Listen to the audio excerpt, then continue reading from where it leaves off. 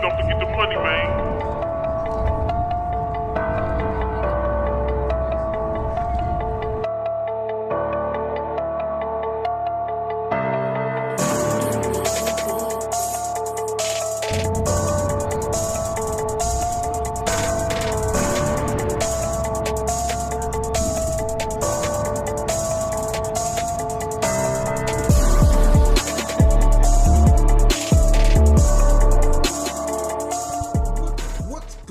Matt Clark here at the new Matt Clark. How are each and every one of you doing on this amazing Saturday? I'm doing great. My girl's doing great. My family's doing great. I hope each and every one of you are doing great through these crazy and chaotic times. If you could please hit that like button, that subscribe button, and that bell notification button so you get all these videos when they're new. If you could share with somebody on social media, help spread the message, help spread the word, that would be amazing. And there's a PayPal option if you'd like to donate, help support the channel. So let's go back to the breaking down charges in the Canadian Criminal Code. So if you get what charges, what would you expect? Last week I did murder 2, and this week I'm going to do the difference between attempted murder, aggravated assault, and assault causing bodily harm.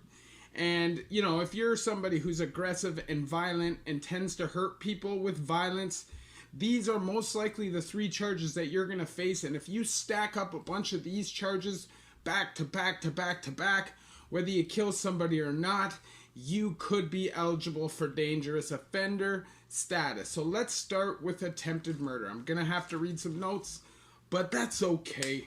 Attempted murder. So attempted murder has to be specific intent to kill. It's not simply to harm, and it's not enough to say that the actions could lead to somebody dying or that it's reckless and somebody could die because of it. It has to be specific intent to kill. Now, this is section 239 of the Canadian Criminal Code. It is an indictable offense that is punishable by life. If a gun is used, the minimum sentence is 4, 5, or 7 years, dependent on the record and relation to organized crime. So whatever record you had in the past will definitely impact your sentencing. So your first offense, 100%, is 5 years. No matter what, that's just for the gun. That's the mandatory minimum, okay? And if it's a second case or a subsequent case, it's 7 years minimum. Minimum. That's the very least, and it's never going to be that little. At the end of the day, if you get an attempted murder, which is eligible a life sentence, chances are, if it's a gun, you're going to probably get more than 10 years. And if it's not a gun, unless it's a very bad stabbing, most likely it'll get dropped to aggravated assault. And let me tell you something. You never see anybody get a life sentence for attempted murder, but I have seen one person. This person got life 7 for attempted murder for a domestic. He beat up a girl so badly, they charged him with attempted murder and thought that the punishment was suitable as a life sentence. Now that is crazy. He must have beat her really bad. He wasn't personally my friend. I know a lot of guys that rocked with this guy. I guess he had some connected friends. But at the end of the day, the man is doing a crazy long sentence. Now, let's speak about aggravated assault. This is section 268 of the Canadian Code. Everyone who commits aggravated assault, who wounds, maims, disfigures, or endangers the life of a complainant, guilty of an indictable offense and subject to no more than 14 years. So that's your maximum sentence, is 14 years, and I don't think there's a minimum sentence on that charge. Now, most people who get aggravated assault, okay, that means you're gonna smack somebody with a baseball bat, but you're not trying to kill them. Or you cut somebody's face with a razor blade, maiming, disfiguring, like really damaging someone's appearance. That is when you're going to get aggravated assault. Some people get way on later the spectrum and get like big time. And then there's some people for aggravated assault only get like a year and a half. Now I'm going to tell you, most people that get charged for aggravated assault started with attempted murder. Most people, because they always shoot for the stars. So they're always going to seek the highest charge possible. And if it's that kind of a charge, they're definitely going to start with attempted murder. But don't freak out. Don't panic. I know a lot of people have been charged with attempted murder who were not trying to kill anybody.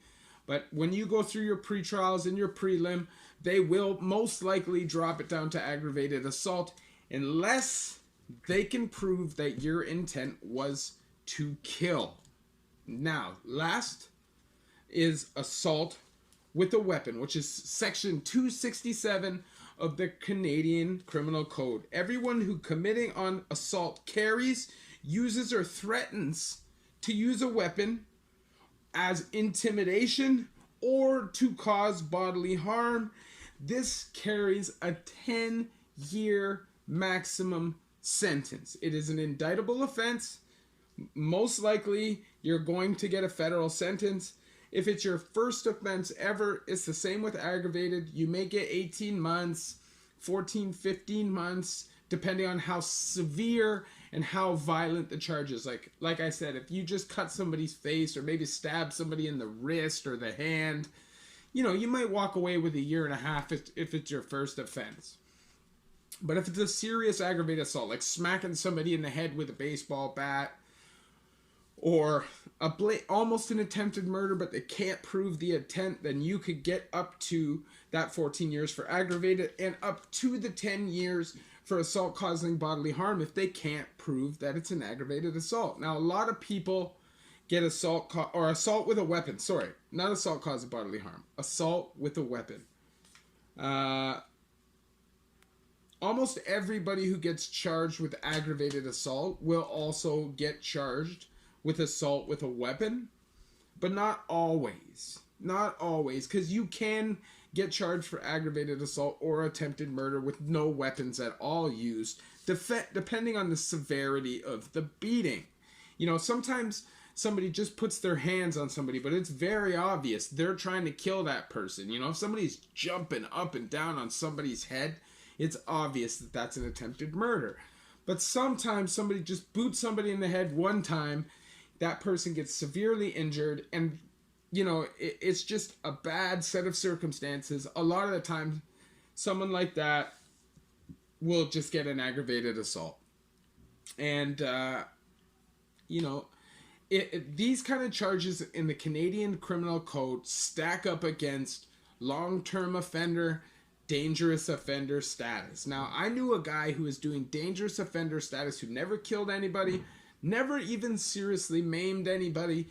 He just punched people out all the time for about 10, 20 years, and eventually they just got tired of him and DO'd him. The man's been in for 26 or 27 years for smashing somebody in a bar, giving him a couple black eyes, breaking his nose, whatever.